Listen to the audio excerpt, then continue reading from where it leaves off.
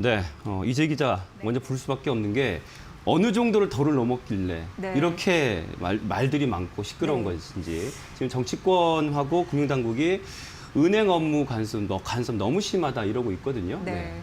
사실 서로의 입장이 다 있는 상황이에요. 그래서 오늘 입장을 정리해 드릴 테니까 또 판단은 여러분께서 해보시는 네. 것도 의미가 있지 않을까 싶습니다. 우선 금융당국이요. 이런 얘기를 했습니다. 이 코로나 대출의 그 원금 만기 연장과 그리고 이자 유예 조치를 다시 한번 연장하겠다라고 얘기했습니다. 그런데 이 조치는 사실상 작년 2월 조치 단행했어요. 네. 그래서 작년 9월에 끝났어야 되는데 다시 한번 연장을 했습니다. 그래서 3월에 끝나야 되는데 이걸 다시 한번 재연장하겠다라고 나온 겁니다.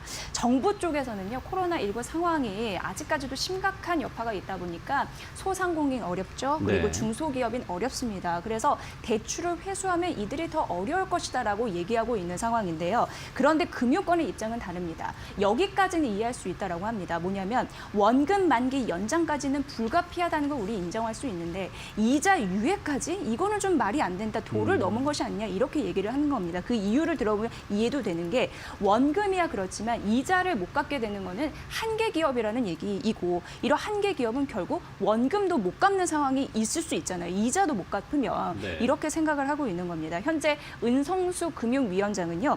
유예된 이자가 4조 원 수준인데 지금 현 상황에서 금융당국이 이를 가져갈 수 있다. 금융권이 이를 감내해 갈 수 있는 상황이다라고 얘기를 하고 있는 상황입니다. 얼마 전에 기억하시겠지만 뉴스 시간에 이낙원 대표가 네. 왜 이익공유제에 대한 네, 네. 그런 얘기를 했잖아요. 그래서 사실상 이거는 기업에 어느 정도 압박 요소가 있을 수 있다라는 부분을 말씀드렸는데 이어서 여당에서도 제가 말씀드린 대로 은행권의 이자를 멈추라, 제한해야 된다라고 현재 주장하고 있는 상황이거든요. 네. 이렇게 가고 있습니다.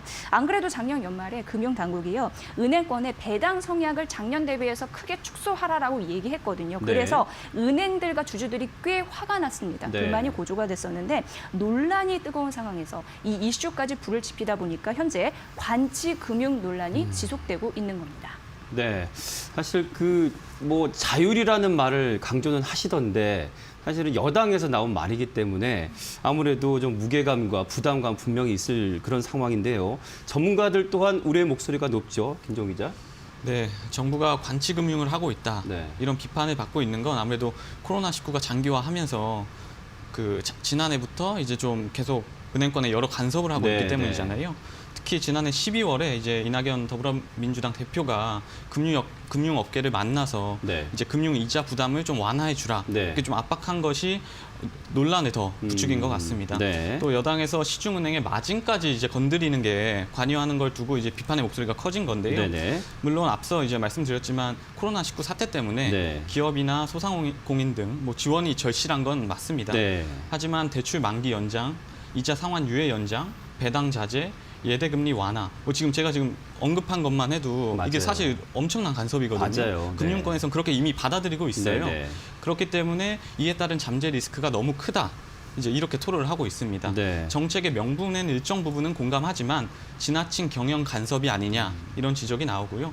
또 제가 취재를 해보니까 이제 은행들이 지금 관치 금융의 영향으로 정부 눈치를 너무 많이 보고 있어요. 좀 지나칠 정도로. 그걸 제가 느꼈는데요. 네. 오늘 이 얘기를 하려고 이제 네. 시중은행 관계자들을 이제 인터뷰를 하려고 요청을 드렸는데 네, 뭐라고? 전부 다 절대 못 나간다. 나갈 수가 없다.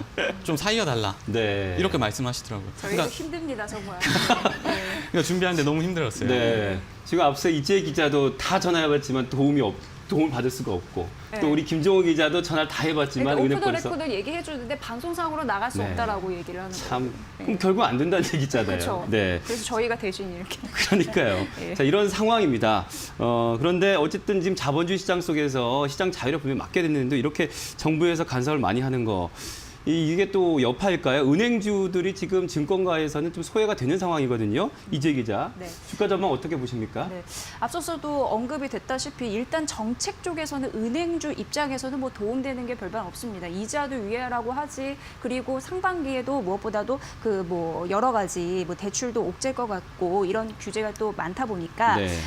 사실 근데 선거철 이제 4월이 이제 다가오잖아요. 네, 그래서 그렇죠. 정책에 대한 그런 표심 이런 것도 생각이 되기 때문에 은행주 정략적인 입장에서도 얘기 자꾸 나오더라고요. 예, 이게 어쩔 수 없이 그렇게 네. 판이 돌아가는 것 같더라고요. 그런 느낌을 받았고 금리 상승 기대감이 있어도 그래서 은행주에게 고스란히 반영 안 되는 좀 안타까운 흐름들이 나타나고 있는 상황입니다. 은행주는 보수적인 관점으로 봐야 된다라는 주장이 사실 좀 일색이었는데 은행들의 수익성 훼손이 좀 우려된다라는 부분도 네. 있었거든요. 연말 고배당 매력 이런 부분도 지금은 사그라들고 있는 상황이고 은행주 당분간 그래서 무거운 움직임을 보일 수밖에 없다라는 부분입니다. 또한 지금 시장이 쏠림 현상이 혁신 산업에 대해서 지금 집중되고 있습니다. 어떤 얘기냐면 혁신할 수 있는 성장성에 이쪽으로 이제 수급이 쏠려 있는 모습이 나타나고 있는데 그래서 은행주에서도 카카오뱅크는 또 관심 많으시거든요. 네. 근데 전통 은행 같은 경우에는 혁신이라는 부분이 낮기 때문에 상대적으로 주가가 덜 가는 흐름들도 있습니다. 네. 저희가요 이베스트 투자증권 이비즈 영업팀의 염승환 부장의 의견을 들어봤는데요. 여러분도 함께 만나보시죠.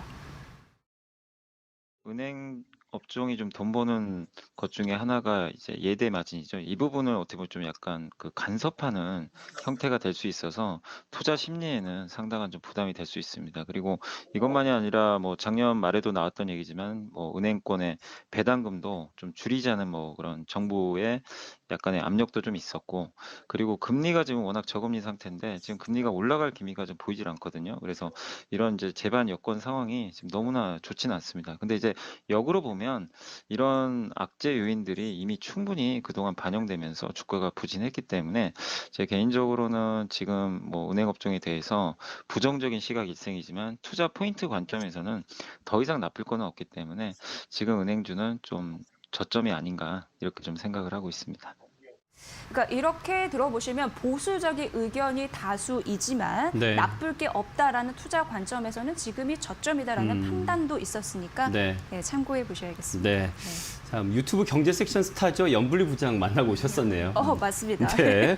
자, 하여튼 뭐 저 기회도 은행주가 지금 저점이라는 말이 가장 낌 남으니까 여러분들 참고하시기 바라고요. 잠시 후에 기업은 이슈로 돌아오겠습니다.